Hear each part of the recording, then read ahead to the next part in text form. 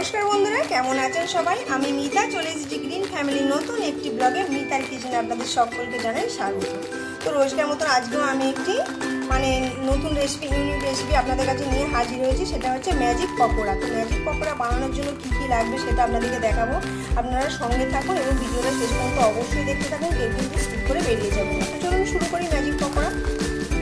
তো চলুন বন্ধুরা, আজকে আপনাদেরকে একটা মজাদার একটা বড়া দেখাবো, বড়া বা পকোড়া। এখানে নিচ্ছি, এটা হচ্ছে মটর ডাল না আমি ভিজিয়ে রেখেছি, এটা ভালোভাবে ভিজে গেছে।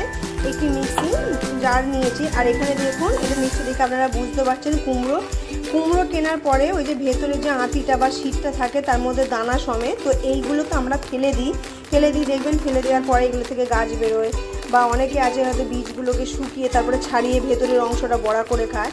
তো এই সব শুদ্ধ আজকে আমি একটু বেটে বড়া করে আপনাদেরকে দেখাবো মটর ডাল দিয়ে। আপনারা চাইলে ছোলার ডাল বা মসুর ডাল দিয়েও করতে পারেন, কিন্তু এটা এতটা টেস্টি হয়। অনেক কিছু জিনিস আছে যেটা আমরা ফেলে দিই, জানি না, মনে করি যে খাওয়া যাবে না, কিন্তু সেই সব জিনিস ফেলে না দিয়ে যদি আমরা রান্না করি খুবই কিন্তু ভালো লাগে এবং এগুলো কিন্তু উপকারও। তো চলুন, আপনারা দেখতেই পেলেন এর মধ্যে অল্প একটু মটর ডাল দিলাম। মটর ডাল দেওয়ার পর এটাকে একটু মিক্সারের মধ্যে আমি ব্লেন্ড করে ফুটিয়ে নেব। তো দেখুন মটর ডালটা কুমড়োর আঁটিটা পেস্ট করার আগে দেখুন এখানে আমি দিয়ে দিয়েছি 4 টুকরো রসুন আর 2 টুকরো আদা আর একটা কাঁচা লঙ্কাটা আমি কুচিয়েও দেবো, কিন্তু এটা দিয়ে পেস্ট করব। আপনারা বুঝতেই পারবেন না যে এটা কিসের বড়া বা পকোড়া খাচ্ছেন। চলুন এবার আমি পেস্টটা করে নিই। তো চলুন দেখি, ওটা আমার পেস্ট হয়ে গেছে। এই দেখুন কত সুন্দর পেস্ট হয়েছে, এটা কিন্তু দেখে বোঝাও যাচ্ছে না যেটা কুমড়োর দানা আছে। চলুন এবার একটি পাত্রের মধ্যে ঢেলে নিই।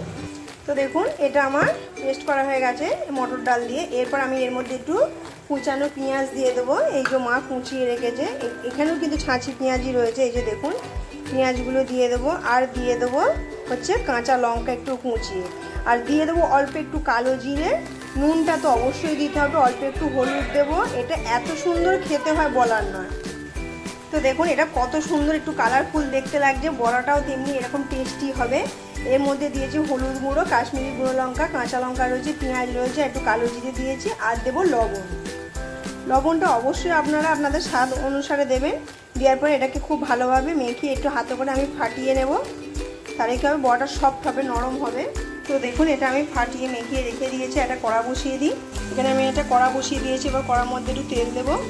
তো দেখুন কড়ার মধ্যে তেল দিয়েছি, তেলটাও বেশ গরম হয়ে গেছে। এরপরে আস্তে আস্তে পকোড়ার আকারে আমি ছোট ছোট করে এইভাবে দিয়ে দেব,